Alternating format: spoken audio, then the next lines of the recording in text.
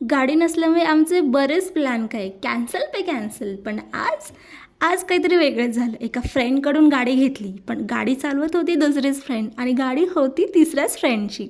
आणि आपण मात्र पॅसेंजर ट्रीटमेंट घ्यायची. आता हा फायदा असतो बरं का गाडी न येण्याचा.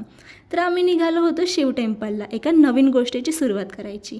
मग त्यांच्या आशीर्वादानेच तर आम्ही निघालो पुण्यापासून अगदी तासाच्या अंतरावर असलेल्या चतुर्मुख शिव मंदिरात. पुण्यापासून तासाभरावरच, पण लोकेशन काय भन्नाट होतं. डोंगर माथ्यावरचं मंदिर होतं म्हणून तिथं इतकं वारं सुटलं होतं की केसांकडे बघायला वेळच नव्हता. आम्ही निवांत तिथे बसलो, एकदम झेन मोड ऑन. बसून झाल्यावर भुकेचा अलार्म वाजला आणि मग तिथे एक छोट्याशा स्टॉलवरती मका खाल्ला. आता बरेच लोक त्याला भुट्टा कणीस म्हणतील, पण आम्ही त्याला मकाच म्हणणार. पण तो पोट भरायच्या मूडमध्ये नव्हता बहुतेक. मग काय वडापाव ऑप्शन आणला. एक वडापाव घेतला आणि हो, तो खाल्ल्यावरच एकदम समाधानी झालं.